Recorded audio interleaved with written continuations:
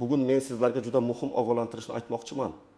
Pensiyaga ustama, qo'shimcha to'lov yoki ayrim imtiyozli hisob-kitoblar hamma hujjatlarga qarab belgilanadi. Agar kerakli hujjat bo'lmasa, odam haqiqatan ham mehnat qilgan bo'lsa ham, bolani parvarish qilgan bo'lsa ham, nogironligi bo'lgan farzandni tarbiyalagan bo'lsa ham ayrim ustamalar pensiya hisobiga kiritilmasligi mumkin. Bu gap har bir pensionerga, pensiyaga chiqishga tayyorlanayotgan fuqaroga, ota-onasining pensiyasini tekshirib bermoqchi bo'lgan farzandlarga ham tegishli. Shuning uchun men sizdan iltimos qilaman. Videoni oxirigacha ko'ring. Chunki bitta yetishmagan ma'lumot yoki bitta noto'g'ri topshirilgan hujjat oyma-oy pul yo'qotishga sabab bo'lishi mumkin. Kanalga hoziroq obuna bo'ling, like bosib qo'ying, chunki men bunday masalalarni oddiy tilda, amaliy misollar bilan tushuntirib boraman. Avvallari ko'pchilik odamlar shunday o'ylardi. Men ishlaganman, mehnat daftarcham bor, demak hammasi avtomatik hisoblanadi. Yoki mahallada hamma biladi. Korxonada ishlaganimni sobiq hamkasblar tasdiqlaydi. Farzandlarim borligi hammaga ma'lum degan fikr bilan yurishardi. Lekin pensiya tizimida asosiy qoida bitta, hisob-kitob og'zaki gapga emas, rasmiy hujjatga tayanadi. Hozir ko'plab ma'lumotlar elektron bazalar orqali tekshirilmoqda. Bu bir tomondan yaxshi, chunki ayrim ma'lumotlar avtomatik ko'rinadi. Odam ortiqcha idora yurmaydi. Lekin ikkinchi tomondan eski yillardagi ish staji, yopilib ketgan korxonalar, kolxoz yoki sovxoz davridagi ishlash, harbiy xizmat o'qish davri, bola parvarishi, nogironligi bo'lgan shaxsni parvarish qilish, zararli yoki og'ir sharoitdagi ishlar bo'yicha ma'lumotlar bazada to'liq chiqmasligi mumkin. Ana shunda muammo boshlanadi. Men amaliyotda ko'p ko'rganman, odam o'zini haqli deb biladi, lekin hujjat yetishmaydi. Pensiya jamg'armasi yoki tegishli organ esa siz ishlamagansiz demaydi. Balki buni tasdiqlovchi hujjat yo'q. Shuning uchun hisobga olishga asos yo'q deydi. Farq juda katta. Ya'ni sizning haqiqiy hayotingizdagi holat bilan rasmiy hisob-kitob o'rtasida hujjat ko'prik bo'lib turadi. Ko'prik bo'lmasa, pul ham o'tmaydi. Endi kimlar ayniqsa ehtiyot bo'lishi kerakligini batafsil tushuntiraman. Birinchi navbatda mehnat faoliyatining bir qismi eski davrga to'g'ri kelgan pensionerlar xavotirlanishi kerak. Masalan, fuqaro 1995 yildan 1996 yilgacha bir zavodda ishlagan, keyin zavod xususiylashgan. Nomi o'zgargan yoki butunlay yopilgan. Mehnat daftarchasida yozuv bor, lekin muhr noaniq, buyruq raqami ko'rsatilmagan, ishga qabul qilingan sana bilan bo'shagan sana orasida tushunarsiz tuzatishlar bor. Bunday holatda staj to'liqdan olinmasligi yoki qo'shimcha arxiv ma'lumotnomasi talab qilinishi mumkin. Ikkinchi guruh ish haqi bo'yicha yuqori ko'rsatkichlari bo'lgan, lekin ma'lumotnomani to'g'ri olmagan fuqarolar. Pensiya miqdoriga staj bilan birga ish haqi ham ta'sir qilishi mumkin. Masalan, bir kishi 2000 yildan 2005 yilgacha yaxshi maosh olgan, o'sha paytda oyligi boshqalarnikidan ancha yuqori bo'lgan. Lekin u pensiya tayinlashda o'sha yillardagi ish haqi haqida arxiv yoki korxonadan rasmiy ma'lumotnoma taqdim etmagan. Natijada hisob-kitob pastroq ma'lumotlar asosida qilinadi. Oyga 1000 ming so'm, 200 ming so'm yoki undan ko'proq farq chiqishi mumkin. Bu bir oyda arzimasdek tuyuladi, lekin 5 yilda 12 million so'm, 10 yilda 24 million so'm degani bo'lishi mumkin.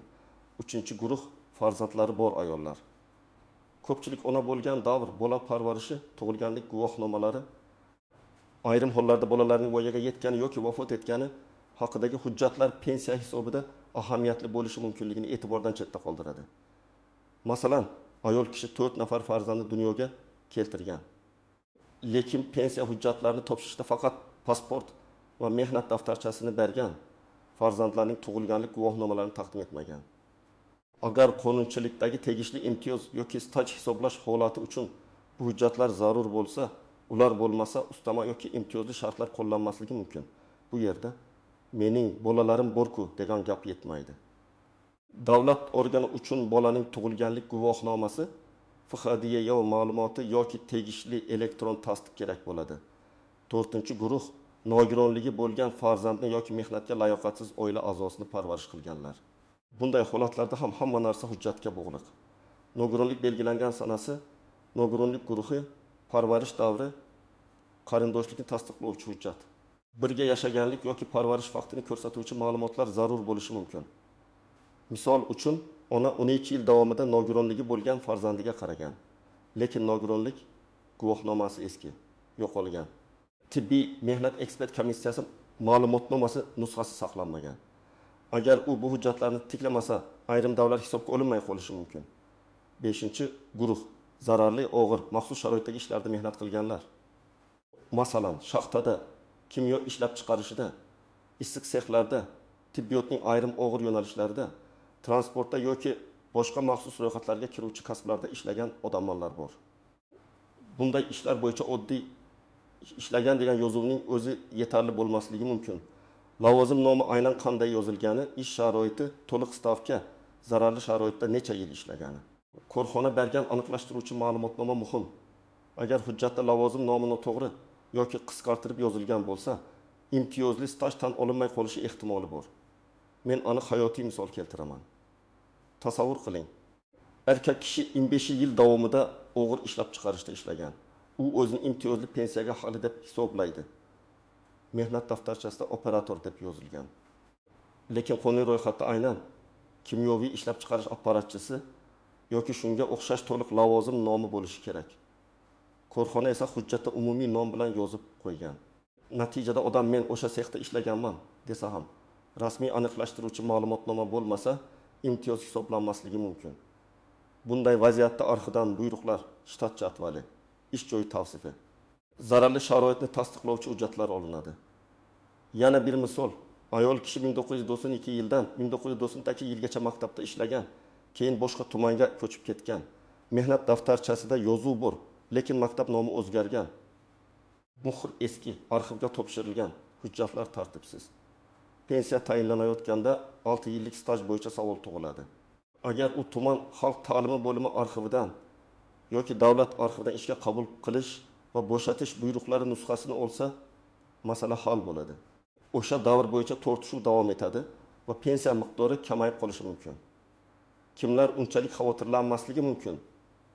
Agar sizning barcha ish davrlaringiz elektron bazalarda to'liq aks etgan bo'lsa, mehnat daftarchangizda yozuvlar aniq bo'lsa, ish haqi ma'lumotlaringiz tizimda ko'rinsa, farzandlar, nogironlik, harbiy xizmat yoki boshqa maxsus holatlar bo'yicha hujjatlaringiz joyida bo'lsa, albatta xavf kamroq.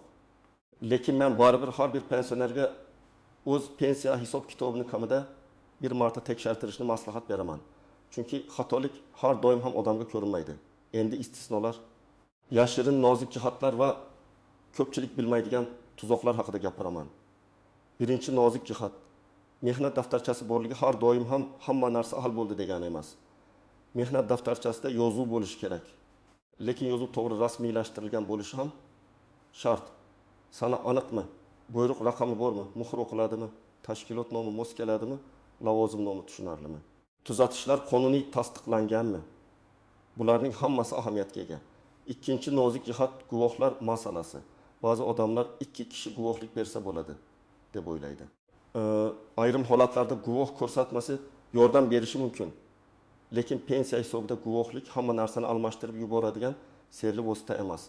Ayniqsa ish haqi miqdori, zararli sharoit, lavozimning maxsus ro'yxatga kirish kabi masalalarda guvoh so'zi yetarli bo'lmaydi. Guvoh u ishlagan deyishi mumkin.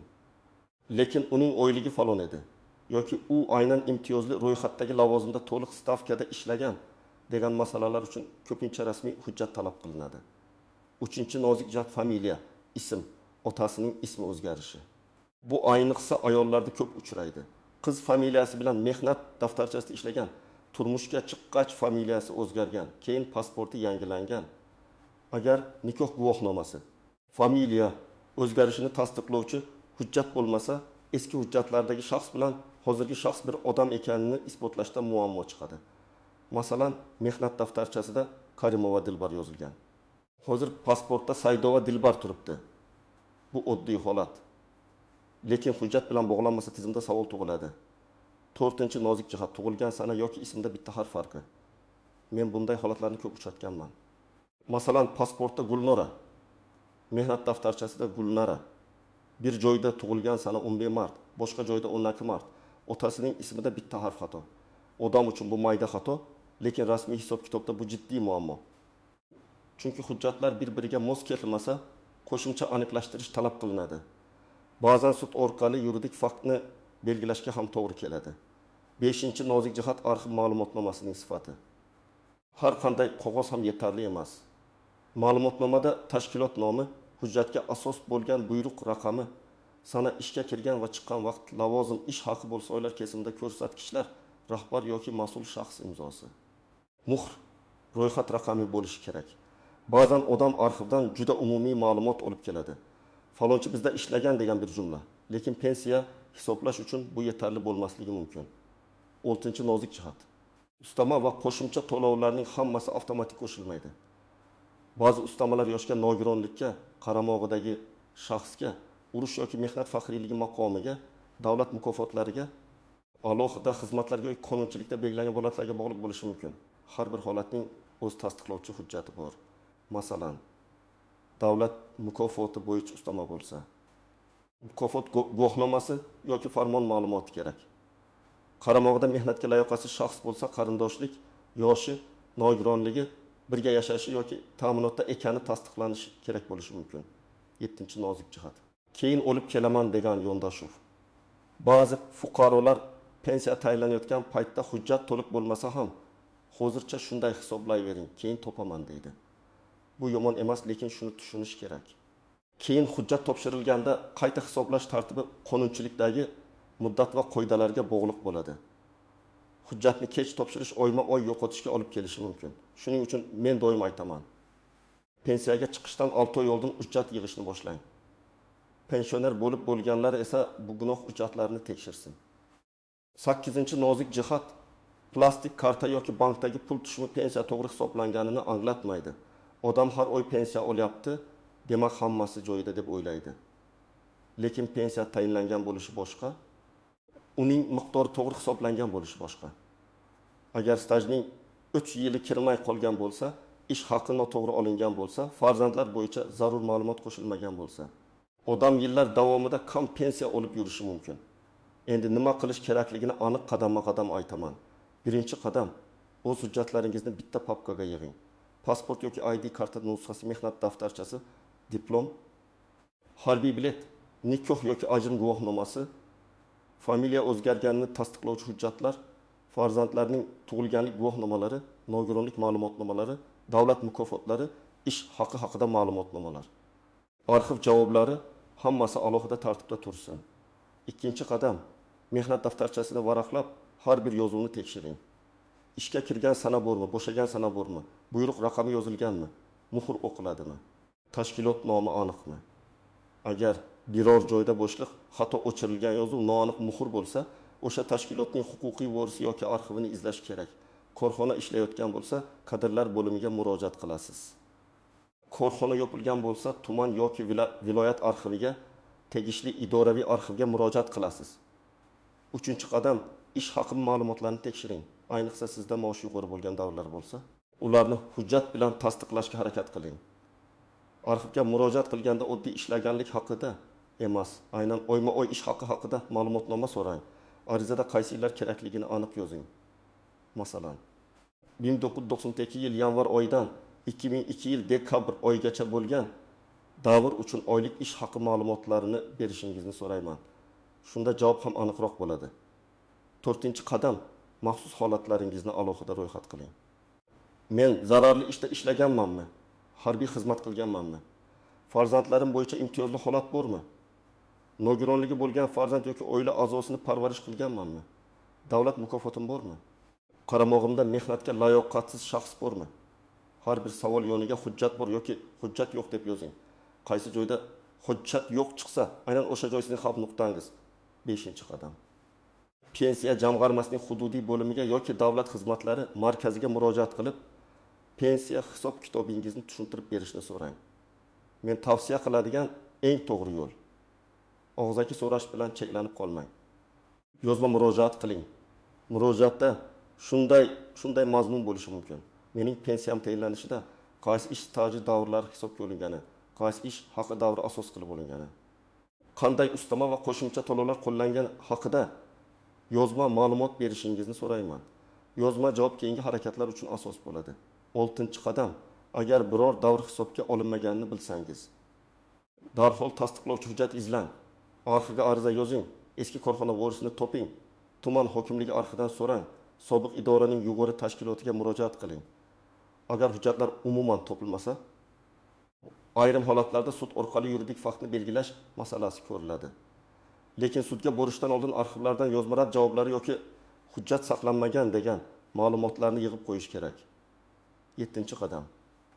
Hujjat topshirganda nusxa va ro'yxatni saqlang. Ko'pchilik xato qiladi. Hujjatni topshiradi. Lekin qachon kimga qaysi hujjatlarni berganini qayd qilmaydi. Har bir topshirilgan hujjat bo'yicha qabul qilinganini tasdiqlovchi belgi yoki elektron raqam bo'lishi kerak.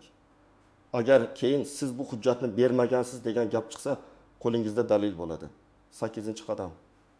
Javobdan norozi bo'lsangiz, yuqori turuvchi tashkilotga yoki qonuniy tartibda sudga murojaat qilish huquqingiz bor. Lekin murojaatni hissiyot bilan emas, hujjat bilan qiling. Menga kam to'layapsizlar degan umumiy gapdan ko'ra 1991 yil mart oyidan 1995 yil iyun oyigacha bo'lgan ish davrim hisobga olinmagan. Ushbu davrni tasdiqlovchi arxiv ma'lumotnomasi ilova qilinadi degan aniq murojaat kuchliroq bo'ladi. Farzandlar ota-onasiga yordam bersin. Keksalar ko'pincha hujjat izlash, arxivga murojaat qilish, elektron navbat olish, yozma ariza tuzishda qiynaladi. Agar siz ota-onangizning pensiyasi to'g'ri hisoblanganini bilmoqchi bo'lsangiz, ularning hujjatlarini birga ko'rib chiqing. Ba'zan 30 daqiqalik tekshiruv yillar davomida yo'qotilgan summani aniqlashga yordam beradi. Men yana shuni ta'kidlayman. Hech kimga hujjatlaringizning asl nusxasini nazoratsiz berib yubormang. Asl hujjatni faqat rasmiy idorada qabul qiluvchi mas'ul shaxsga ko'rsating, imkon bo'lsa nusxasi topshiring. Agar asl nusxa talab qilinsa, qabul qilingani haqida yozma tasdiq oling. Mehnat daftarchasi, tug'ilganlik guvohnomasi, nikoh guvohnomasi, arxiv ma'lumotnomasi bular yo'qolsa, tiklash yana vaqt va asob talab qiladi. Bugungi eng asosiy gap shu: pensiya ustamasi, qo'shimcha hisob-kitob va imtiyozlar rasmiy hujjatsiz o'z-o'zidan qo'shilmaydi. Siz haqli bo'lishingiz mumkin, lekin hujjat bo'lmasa hisoblashda muammo chiqadi. Shuning uchun mehnat daftarchangizni, arxiv ma'lumotlaringizni, ish haqi hujjatlaringizni, farzandlar va maxsus holatlar bo'yicha guvohnomalarni bugundan tekshiring. Men sizga mutaxassis sifatida maslahat beraman, kutmang. Keyin ko'ramiz demang. Har oy yo'qotilgan pul qaytishi qiyin bo'lishi mumkin. Asob va vaqt esa undan ham qimmat. Agar sizda shunday holat bo'lgan bo'lsa, izohlarda yozing. Qaysi hujjat yetishmagan, qaysi davr hisobga olinmagan, muammo qanday hal bo'lgan.